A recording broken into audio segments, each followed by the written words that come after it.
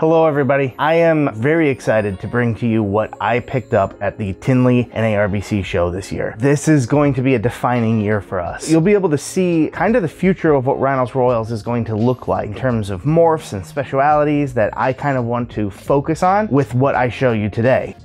Before we get started, I wanted to show off a couple snakes that I got before Tinley that aren't ball pythons, and that would be these Arizona mountain king snakes. I don't have them together. Typically, king snakes are known as cannibals. They might eat each other, although mountain king snakes seem to not be quite as inclined to do so. I've started getting into king snakes here a bit recently. I think that they're a highly underrated snake. They get a reputation for being bitey and mean, which I don't think they deserve. More or less, they're very hungry. And the problem with king snakes sometimes is that king snakes eat snakes. And what smells like a snake?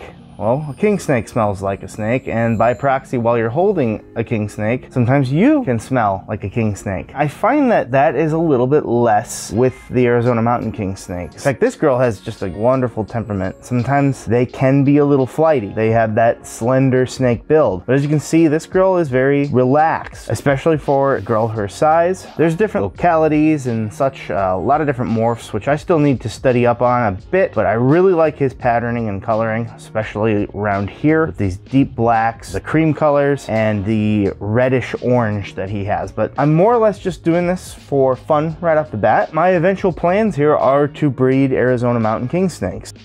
The next thing I picked up at the show would be a rack from Next Level Displays. Talked about them in one of our very first videos where we just reviewed certain racks. Next Level Displays is what I use, so nothing's changed there except the fact that I've gotten more since that video. I've also picked up their display kits, which are literally the best. I really like these racks, and it really put me in a position to be able to expand as I get babies and grow outs.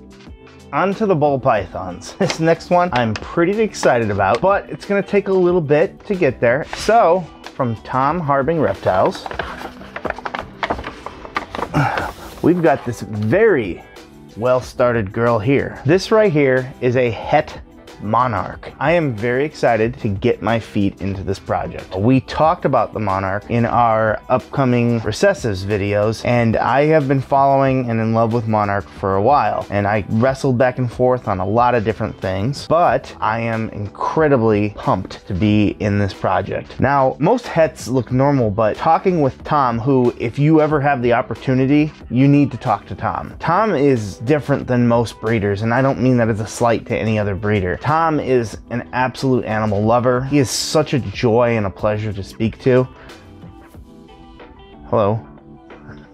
An incredible wealth of knowledge. I could talk to Tom for the entirety of Tinley, I feel. If you get the chance, go talk to Tom. He is such a wonderful human being. Back to the het monarchs, he pointed out something to me that is very interesting, that he is noticing and that many other breeders are noticing, and that would be with the het monarchs, as you get down towards the tail end of the monarch, the alien heads go away and become this kind of string of little hills and then just a lot of pattern that's just kind of mushed up and very different from what you get with the normal alien head normal pattern. He says he notices it on a lot of het monarchs, and sure enough, all of the het monarchs on his table were like this, and now that I've begun researching it, every single thing I've seen is like that. So that's pretty cool, and it's also a really great way to see as an indicator whether you have a het monarch or not if you're breeding het to het. So this girl is going to see a lot of attention in our future, and she's already so well started. I probably only have 2 years to wait rather than the normal 3. I couldn't be more excited. The monarch gene is just so beautiful. Next up, from KDF Reptiles, I am incredibly excited to show you this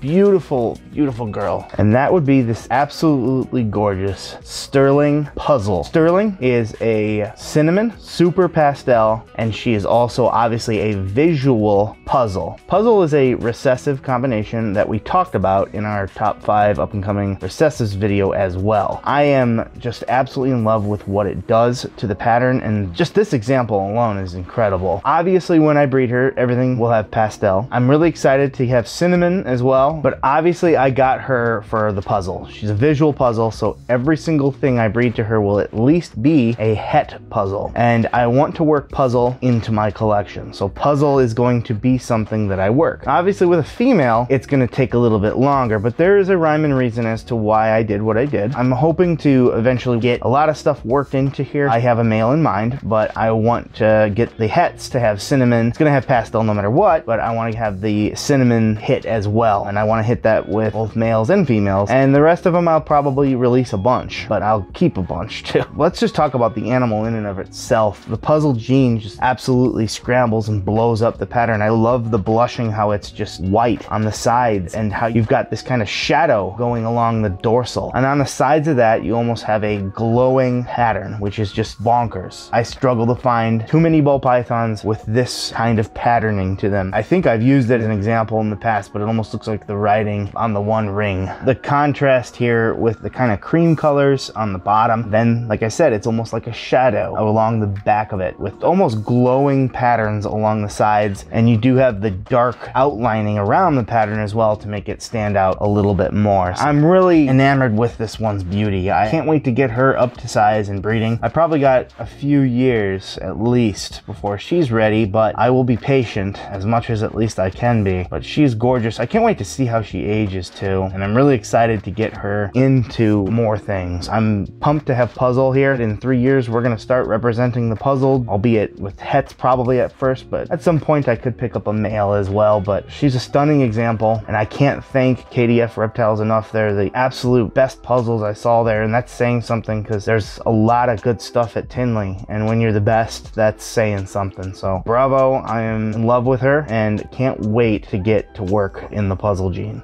And finally, one more, which I might have misled you by pulling only one snake out of this bag, but also from Tom Harbing Reptiles, would be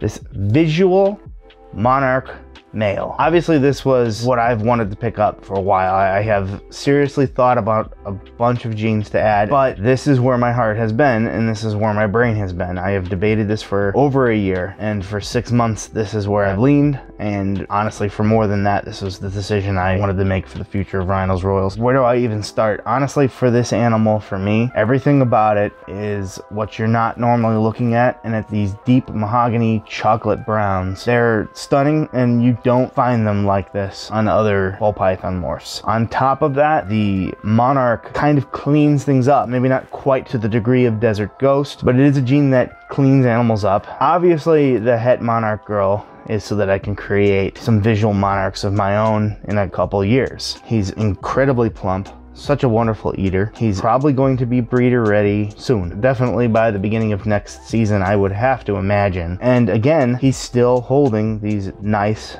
dark mahogany chocolates in him. Some of them I have seen change with age for sure, but for the most part, what you see is what you get, especially with these dark mahoganies. So with that being said, I'm going to be breeding Monarch into quite a bit of what I have. Clown, pied, plenty of other combos, and I have plenty of other females that, should he be ready this coming breeding season, that I will be getting hets from. So again, you can expect Monarch in the nearer future from Rhinos Royals, and that is why I have been so excited to bring this video to you. I don't know if I could put it into words how excited I am to work in this project, and I just want to thank Tom for giving me such quality animals. Honestly, I want to thank everyone, obviously, that you see here that I picked from. I research a lot to the point where it's almost an obsessive neurotic compulsion, but obviously I buy these animals from them for very specific reasons, and it's because, not just because of the quality, but because of the absolute passion and care that they show and put into these animals. And they care so much about the project and its future. It feels like I'm part of a club.